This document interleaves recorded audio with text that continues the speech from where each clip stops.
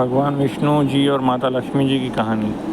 एक बार भगवान विष्णु जी शेषनाग पर बैठे बैठे बोर हो गए और उन्होंने धरती पर घूमने का विचार मन में किया। वैसे भी कई साल बीत गए थे धरती पर आए और वह अपनी यात्रा की तैयारी में लग गए। स्वामी को तैयार होता देखकर लक्ष्मी माँ ने पूछा, आज सुबह सुबह कहाँ जाने की तैयारी हो रही है? विष्णु जी ने कहा, हे लक्ष्मी, मैं धरती लोक पर घूमने जा रहा हूँ। तो कुछ सोचकर लक्ष्मी माँ ने कहा, हे देव, क्या मैं भी आपके साथ चल सकती हूँ? भगवान विष्णु ने 2 पल सोचा, फिर कहा, एक शर्त पर तुम मेरे साथ चल सकती हो। तुम धरती पर पहुंचकर उत्तर दिशा की ओर बिल्कुल मत देखना। इसके साथ ही माता लक्ष्मी ने वहाँ हाँ कह के अपनी मनवा ली और सुबह सुबह माँ लक्ष्मी और भगवान विष्णु धरती पर पहुँच गए। अभी सूर्य देवता निकल रहे थे। रात बरसात होकर हटी थी।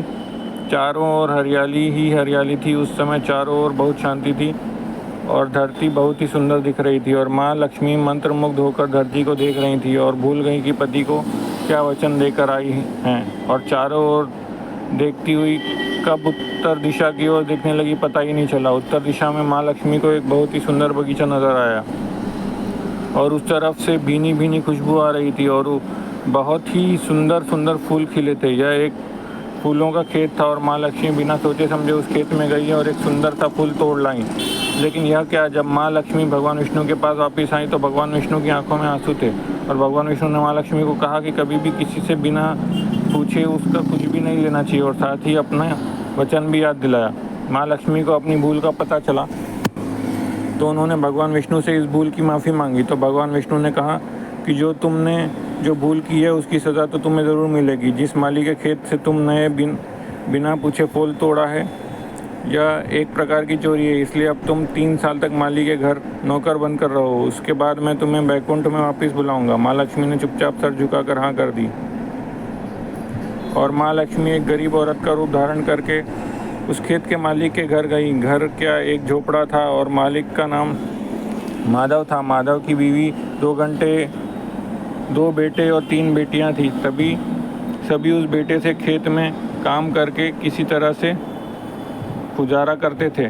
माँ लक्ष्मी जब एक साधारण गरीब औरत बनकर माधव के झोपड़े पर गई तो माधव ने पूछा, बहन तुम कौन हो और इस समय तुम्हें क्या चाहिए? तब माँ लक्ष्मी ने कहा, मैं एक गरीब औरत हूँ, मेरी देखभाल करने वाला कोई नहीं।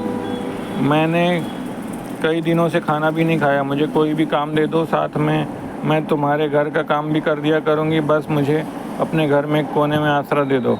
माधव बहुत ही अच्छे दिल का मालिक था। उसे दया आ गई, लेकिन उसने कहा, बहन मैं तो बहुत ही गरीब हूँ। मेरी कमाई से मेरे घर का खर्च मुश्किल से चलता है। लेकिन अगर मेरी 3 की जगह 4 बेटियाँ होती तो भी मैं गुजारा कर लेता। अगर तुम मेरी बेटी बनकर जैसा रूखा सूखा हम खाते हैं उसमें खुश रह सकती हो तो घर के अंदर आ जाओ। माधव ने माँ लक्ष्मी को अपने झोपड़े में शरण दे दी और माँ लक्ष्मी 3 साल उस माधव के घर पर नौकरानी बनकर रही।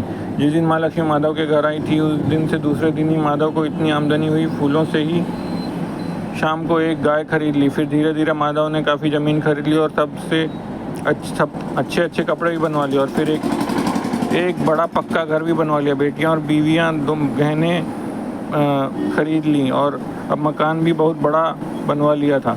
माधव हमेशा सोचता था कि मुझे यह सब इस महिला के आने के बाद मिला है। इस बेटी के रूप में मेरी किस्मत आ गई। मेरी और मेरे अब 2-5 साल बीत गए थे, लेकिन माँ लक्ष्मी जब भी घर में और खेत में काम करती थी। एक दिन माधव जब अपने खेतों से काम खत्म करके घर आया तो उसने अपने घर के सामने द्वार पर एक देवी स्वरूप गहनों से लदी एक औरत को देखा। ध्यान से देखकर पहचान गया और यह तो मेरी मुँह बोली छोटी बेटी यानी वही औरत है और पहचान गया कि यह तो माँ लक्ष्मी है। और जब तक माधव का पूरा परिवार बाहर आया तब हैरान होकर माँ लक्ष्मी को देख रहे थे। माधव बोला, माँ हमें माफ़ कर दो, तेरे से अनजाने में ही घर और खेत में काम करवाया। माँ यह कैसा अपराध हो गया, हम सबको माफ़ कर दो। जब माँ लक्ष्मी मुस्कुरा बोली, माधव तुम बहुत ही अच्छे और दयालु व्यक्ति हो। तुमने मुझे अपनी बेटी की तरह से रखा, अपने परिवार के सदस्यता भी दी। इसके बदले मैं तुम्हें वरदान देती हूँ कि तुम्हारे पास कभी भी खुशियों और धन की कमी नहीं रहेगी। तुम्हें सारे सुख मिलेंगे जिसके तुम हकदार हो। और फिर माँ अपनी स्वामी के द्वारे भेजे रथ से बैठकर बैकुंठ चली गई।